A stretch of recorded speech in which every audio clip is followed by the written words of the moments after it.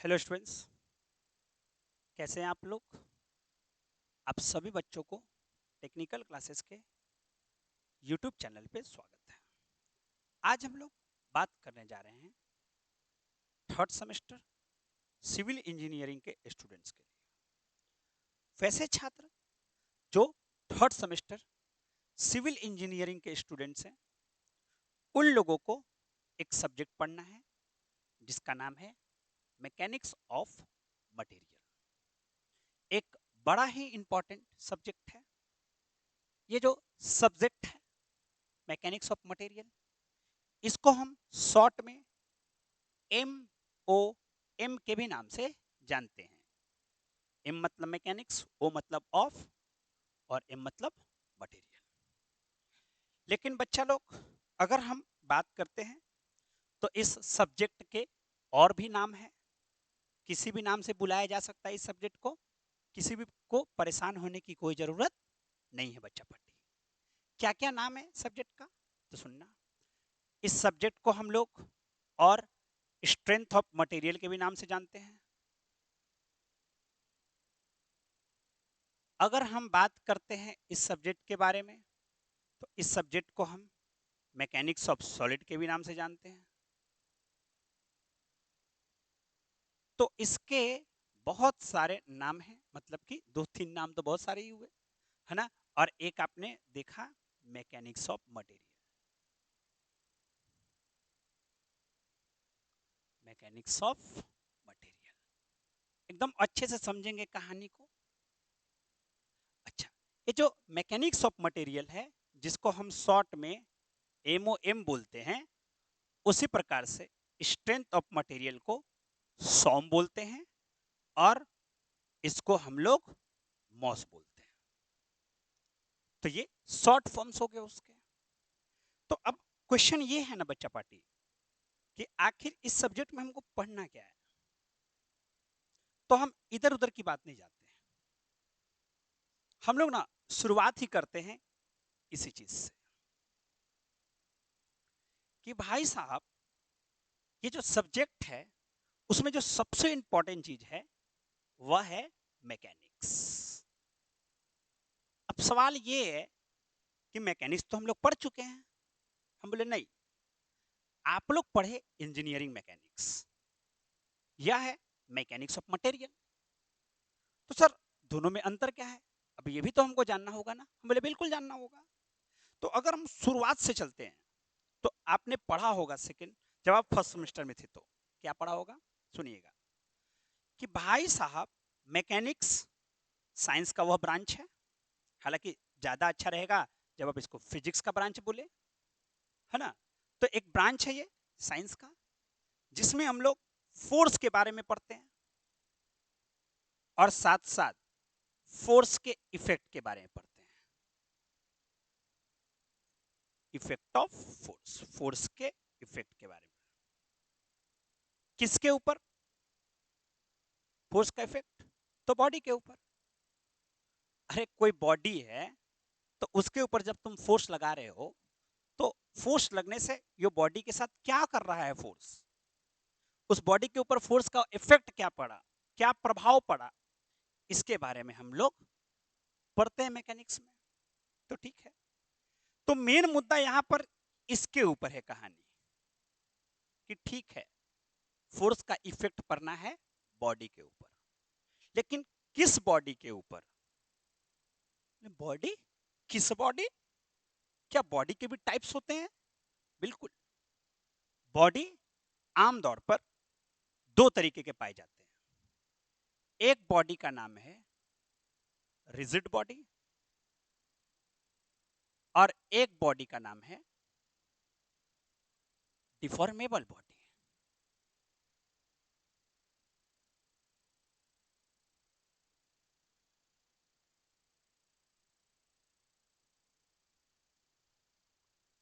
दो तरीके की बॉडी, एक हो गई रिजिड बॉडी, एक हो गया डिफॉर्मेबल बॉडी। अच्छा, तो बॉडी दो टाइप की हो गया।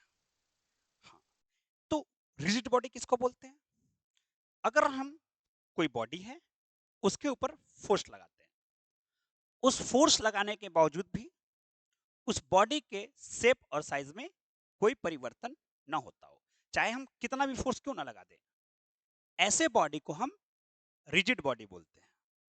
हालांकि दुनिया में ऐसी कोई बॉडी एग्जिस्ट नहीं करती। ऐसी कोई बॉडी होगी तुम्हारी नजर में कि तुम उसके ऊपर कुछ करो और ढीठ की तरह रहे, उस पर कुछ असर ही ना हो? ऐसी बॉडी नहीं हो सकती। तो सवाल उठता है कि क्या डिफॉर्मेबल बॉडी हो सकती है? तो पहले ये तो पता चल जाए कि डिफॉर्मेबल बॉडी होती क्या है। एक ऐसी बॉडी जिसके ऊपर हम फोर्स लगाते हैं, तो फोर्स लगाने के कारण उसके शेप और साइज में परिवर्तन हो, ऐसे बॉडी को हम लोग बोलते हैं डिफॉर्मेबल बॉडी। अच्छा, ये कोई जरूरी नहीं कि फोर्स लगाने से ही, टेम्परेचर को अगर हम लोग बढ़ाते जाते हैं तो भी तो बॉडी के शेप साइज में परिवर्तन होती है। तो डिफॉर्म तो वहां भी कर रही है, तो डिफॉर्मेबल बॉडी वो भी है। मतलब कि सिंपल बात, जिसका शेप और साइज चेंज करे फोर्स लगाने से, वो है डिफॉर्मेबल बॉडी। तो अब सवाल है कि ठीक है, मैकेनिक्स है, फोर्स का इफेक्ट पड़ेंगे, बॉडी दो टाइप के, किसके किसके ऊपर फोर्स का इफेक्ट पड़ना है? रिजिड बॉडी और डिफॉर्मेबल बॉडी। आप लोगों ने इंजीनियरिंग मैकेनिक्स में आपने रिजिड बॉडी के ऊपर बात कर ली है, इसीलिए इंजीनियरिंग मैकेनिक्स का डेफिनेशन क्या था, ध्यान से सुनना। इंजीनियरिंग मैकेनिक्स एक मैकेनिक्स का ब्रांच है जिसमें हम लोग फोर्स और फोर्स का इफेक्ट पढ़ते थे रिजिड बॉडी के ऊपर, तो वह इंजीनियरिंग मैकेनिक्स हो गया। आज हम लोग बात करने जा रहे हैं मैकेनिक्स ऑफ मटेरियल के ऊपर। कौन सा मटेरियल? अब मैकेनिक्स ऑफ मटेरियल को पहले समझते हैं। फोर्स और इफेक्ट ऑफ फोर्स किस बॉडी के ऊपर? डिफॉर्मेबल बॉडी के ऊपर। मतलब अब इस सेमेस्टर में कहानी होगी कि फोर्स लगेगा, फोर्स इफेक्ट भी पड़ेंगे, लेकिन किसके ऊपर? वो बॉडी डिफॉर्म करने वाली है। लेकिन यहां पर ना एक खास इंपॉर्टेंट बात है कि मटेरियल लिख दिया है। अब कौन सी मटेरियल, ये भी तो सवाल है। ये भी तो मटेरियल है, ये भी तो मटेरियल है माइक जो है। तो हम किस मटेरियल के ऊपर बात करने वाले इस सब्जेक्ट में? मुद्दा तो ये भी उठ सकता है और उठेगा ही। मैकेनिक्स ऑफ मटेरियल तो समझ में आ गया कि क्या है भाई के, फोर्स और फोर्स का इफेक्ट किसके ऊपर? रिजिड बॉडी के ऊपर, है ना। ये इंजीनियरिंग मैकेनिक्स, और फोर्स का इफेक्ट डिफॉर्मेबल बॉडी के ऊपर, यह है मैकेनिक्स ऑफ मटेरियल। अब सवाल है कि डिफॉर्मेबल बॉडी तो ठीक है, लेकिन यहाँ पर मटेरियल किसको इंडिकेट कर रहा है? तो इसका दूसरा नाम देख करके पता चलेगा, मैकेनिक्स ऑफ सॉलिड। मतलब वह जो मटेरियल है वह सॉलिड मटेरियल होनी चाहिए। वाह, तो ठीक है। इसका मतलब क्या है स्ट्रेंथ ऑफ मटेरियल? स्ट्रेंथ का मतलब होता है ताकत। तो हम लोग बात करेंगे मटेरियल की ताकत के बारे में। अब तुम खुद सोचो, एगो ए नाम का मटेरियल है, उसके ऊपर 20 न्यूटन का फोर्स लगा है। ए नाम का मटेरियल था, उसके ऊपर हम 20 न्यूटन का फोर्स लगाए। फोर्स लगाने के कारण क्या हो गया? मटेरियल इतना लंबा हो गया। एक बी नाम का एक और मटेरियल था,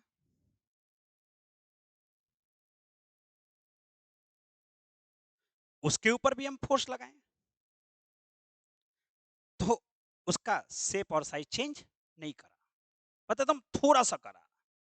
मतलब कि इस बॉडी की स्ट्रेंथ ज्यादा है, इसके पास ताकत ज्यादा है, ज्यादा लोड सह सकता है, ज्यादा फोर्स सह सकता है। तो ये स्ट्रेंथ मतलब किस मटेरियल के पास ज्यादा ताकत है, इसके बारे में इस सब्जेक्ट में हम लोग पढ़ने वाले हैं। तो अगर हम इस सब्जेक्ट की बात करते हैं ना बच्चा पार्टी, तो बस हम आज तो बस इसीलिए आपके सामने आए हैं क्योंकि हम आपको बता दें कि इस सब्जेक्ट में हम लोगों को चैप्टर क्या क्या पढ़ने हैं। सब्जेक्ट तो हम समझा दिए कि सब्जेक्ट का निचोड़ क्या है। अब आपको खुद लॉजिकली सोच सकते हैं कि नाम ही इसका मैकेनिक्स ऑफ मटेरियल, मतलब मैकेनिक्स मतलब पूरा का पूरा न्यूमेरिकल, भर भर के न्यूमेरिकल है और मजेदार न्यूमेरिकल है। बढ़िया से नोट्स बनाइएगा क्योंकि आपके भविष्य में काम आने वाला है। एक स्पाइरल कॉपी ले लीजिए व्हाइट कलर का, है ना, पेज वाला, और मस्त तरीके से एकदम बनाइए और बढ़िया से सुंदर सुंदर लिखिएगा। नोट्स एकदम भयंकर नोट भयानक नोट्स मिलेगा, मजा आएगा आपको। तो इस सब्जेक्ट में हमको बात करना है टोटल 5 टॉपिक्स के ऊपर। नाम है मोमेंट ऑफ इनर्शिया। ये इनर्शिया क्या है, उसके बाद ना समझ में आएगा कि मोमेंट ऑफ इनर्शिया क्या है। तो पहले हम इस टॉपिक को ऊपर डील करेंगे, फिर अगले में हमको पढ़ना है सिंपल स्ट्रेस एंड स्ट्रेन, इसके बारे में बात करेंगे। फिर हम लोग को पढ़ना है shear force and bending moment diagram. अगला bending and shear stress in beam. और लास्टली हम लोग को बात करना है कॉलम्स के ऊपर। तो ये आपके टोटल 5 यूनिट्स है पढ़ने। आप नाम सुने हैं इनर्शिया का? बिल्कुल, इनर्शिया प्रॉपर्टी का इन सॉरी बॉडी का इनहेरेंट प्रॉपर्टी है। कौन सी प्रॉपर्टी बोले? इनहेरेंट। इनहेरेंट कहने का मतलब कि ये प्रॉपर्टी उसको कोई बाहर से नहीं दिया है, ये उसके पास ही होती है। इसको बोलते हैं इनहेरेंट प्रॉपर्टी। थोड़ा भारी वर्ड बोल दिए, मतलब भी समझा दिए हम आपको। इनहेरेंट मतलब क्या होता है? बॉडी का वह गुण जो कोई दूसरा नहीं दिया है, उसके पास खुद का है। और कौन सा प्रॉपर्टी?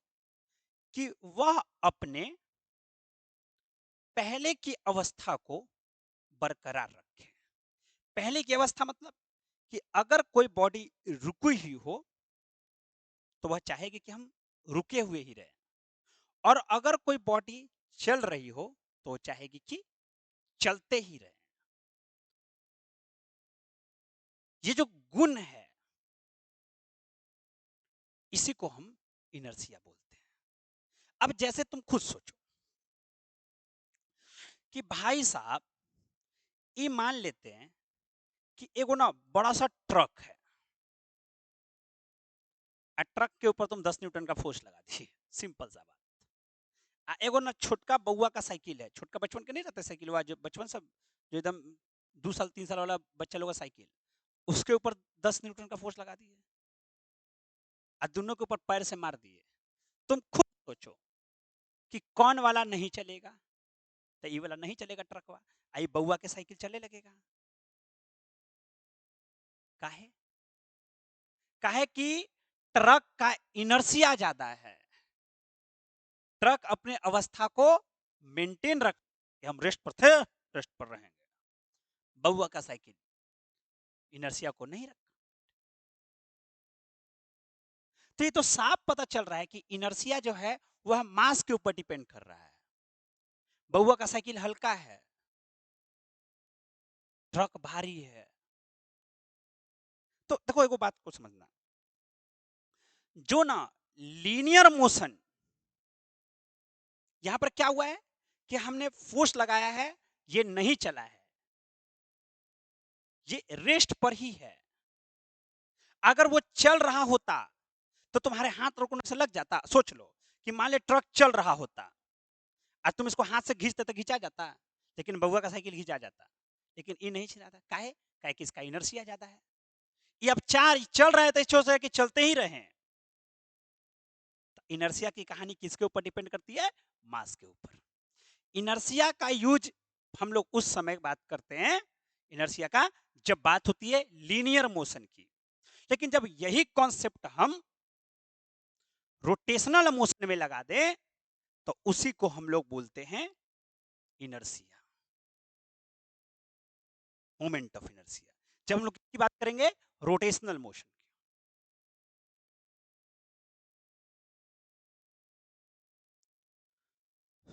हम लोगों को परपेंडिकुलर एक्सिस थ्योरम है ना, मोमेंट ऑफ इनर्शिया क्या होता है, moment of inertia plane lamina का क्या होता है, परपेंडिकुलर एक्सिस थ्योरम क्या होता है, पैरेलल एक्सिस थ्योरम क्या होता है, रेक्टेंगल का, स्क्वायर का, सर्कल का, सेमी सर्कल का, इन सब का मोमेंट ऑफ इनर्शिया हमको पढ़ना है। मजेदार पढ़ेंगे, इंटरेस्टिंग पढ़ेंगे, पूरा न्यूमेरिकल है तो मजा ही आएगा। दूसरा जो है यही आपका एक ऐसा टॉपिक है जो मान के चलो सिलेबस को ना देखते हुए, तो अगर इस टॉपिक को, इस सब्जेक्ट को पढ़ाने में 100 घंटा लगता है, भाई मान लो एक बात बता रहे हैं, 40 घंटा यूनिट 2 को पढ़ने में लगेगा। इतना कंसेप्ट है इसमें और यही मेन है, सिंपल स्ट्रेस एंड स्ट्रेन। आपने फिजिक्स में हल्का सा झलक देखा होगा इसका। इसका पूरा चिट्ठा खोलेंगे हम लोग इस थर्ड सेमेस्टर में। उसके बाद जब हम जाएंगे तीसरे यूनिट में, तो शेयर फोर्स के बारे में पढ़ना है और बेंडिंग मोमेंट के बारे में पढ़ना है। इसमें है ना टाइप ऑफ सपोर्ट, बीम और लोड। सपोर्ट हम लोग पढ़े हैं ना, थोड़ा सा हिंट है ना, कि सपोर्ट दो टाइप के होते हैं, एक रोलर सपोर्ट, सॉरी, एक सिंपल सपोर्ट और एक फिक्स्ड सपोर्ट। याद आया? फिक्स सपोर्ट, जो सिंपल सपोर्ट होते हैं वो दो टाइप के होते हैं, एक का नाम था रोलर सपोर्ट और एक का नाम था हिंज सपोर्ट।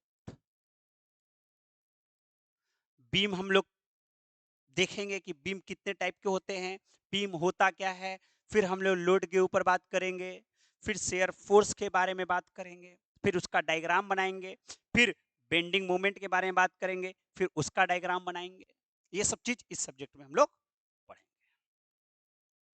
उसके बाद अगला जो यूनिट है वह है unit number next, bending stress and shear stress.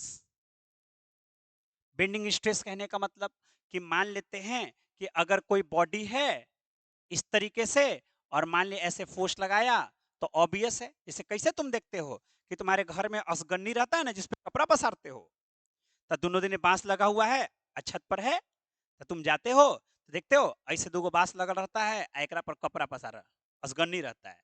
जैसे ही तुम अपना जींस इस पर डालते हो, देखते हो इवलाई से हो जाता है। एक एग्जाम्पल दिए, वही चीज मटेरियल में भी होता है। जब मान ले ऐसे कोई फिक्स्ड है, एक एग्जांपल ले रहे हैं, और ऐसे तुम फोर्स लगा दिए तो ऐसे मुड़ जाएगा ना ये, तो ये बेंड हो गया। तो ये बेंडिंग स्ट्रेस के बारे में बात करेंगे। यही कॉन्सेप्ट शेयर स्ट्रेस के लिए भी होता है, तो शेयर स्ट्रेस के बारे में बात करेंगे। और एट द लास्ट हम लोग क्या बात करने वाले हैं, तो लास्ट यूनिट में हम लोग बात करेंगे कॉलम्स के ऊपर। इसमें हम लोग पढ़ेंगे कि भाई साहब इसमें दो गो थ्योरी है, एक रैंकाइन थ्योरी और एक यूलर्स थ्योरी।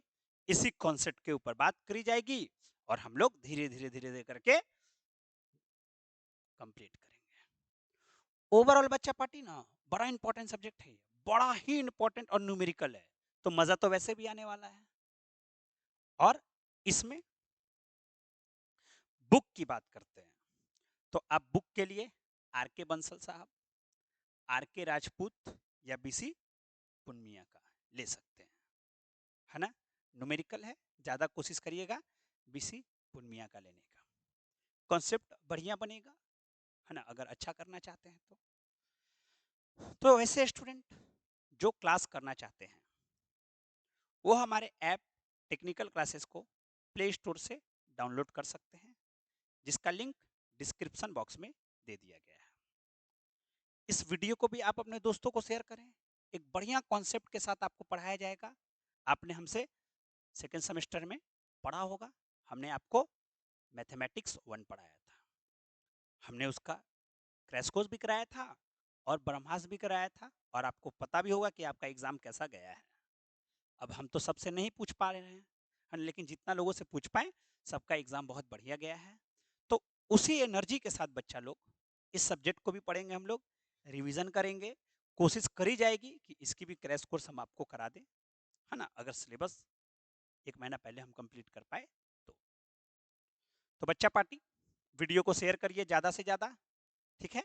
और आज के लिए इतना ही, मिलेंगे हम लोग अगले क्लास में और हम लोग स्टार्ट करेंगे यूनिट नंबर 1। तो आज के लिए इतना ही बच्चा लोग, थैंक यू वेरी मच।